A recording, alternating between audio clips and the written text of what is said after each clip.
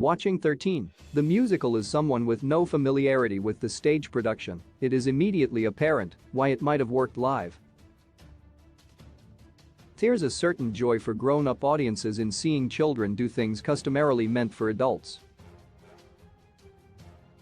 An easy comparable example of this principle is Alan Parker's 1976 film Bugsy Malone, a musical about Prohibition-era bootleggers acted out entirely by kids. Where that finds success, by draping its young stars in the trappings of the gangster movie, this has an almost entirely teen cast doing the big energy numbers of a Broadway show, which are more fun to watch live in the room than through a screen. This brisk adaptation seems more intent on recreating that energy than finding the best shape for the story to take within its new medium, making it very difficult to care about anything besides the young talent on display. In 13. The musical's nice, clean premise, protagonist Evan Goldman, Eli Golden, faces a disappointing reality.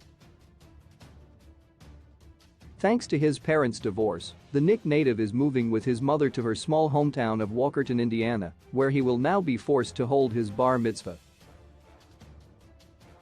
Determined to make it the best coming-of-age party ever, he must find a way to make new friends fast enough to invite them all, which could prove challenging. He and his mom moving in with his grandmother triples Walkerton's Jewish population, after all. However, when any aspect of a culture clash narrative is quickly abandoned, Evan's struggles prove those of a much more standard teen movie.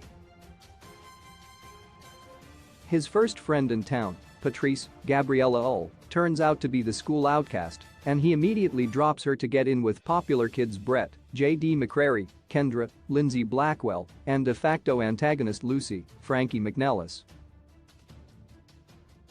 This, as viewers might expect, causes things to get worse before they get better. 13 is one of those movie musicals eager to sprint from song to song, and in this particular case, anyone not already Broadway energy inclined will find that tough to sit through.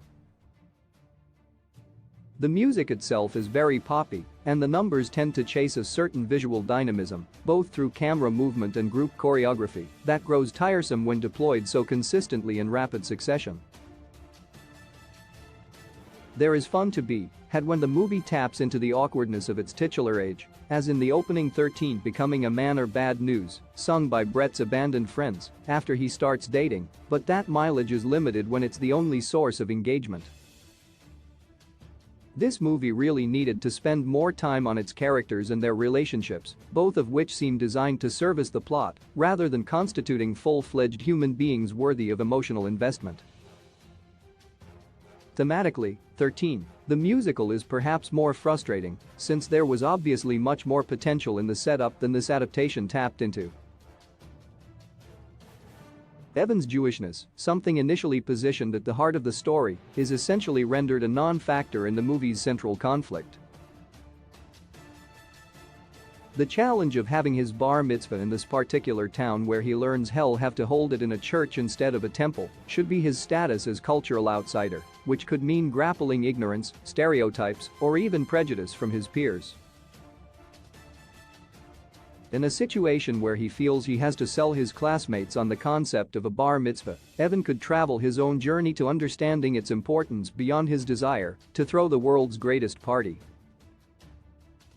A conclusion in the opposite direction, if perhaps an unlikely path for this lighthearted musical to take, would have been equally interesting as a character arc. Instead, after a couple overtures to those issues, his challenge turns out to be that he is new. 13. The musical's strikingly diverse casting certainly has its virtues, but it also, perhaps inadvertently, frames Evan's new school as a place of tolerance, where being other is essentially a non-issue. This too could have been made interesting. Perhaps Evan is the one with misconceptions of small-town life, but it only neutralizes the importance of the cultural overlay. Instead of being faced with people who are different from him in ways Hess never experienced, his classmates are just people who don't know him yet, and the movie leaves very little doubt that, once they do know him, they'll like what they see. With nothing of substance to chew on, the only thing a committed viewer can do is strap in for the 90-minute runtime and wait to hear a tune they like and hope that, once it's over, they emerge earworm-free. 13. The musical is available to stream on Netflix Friday, August 12. The film is 91 minutes long and is rated PG for some thematic elements and rude humor.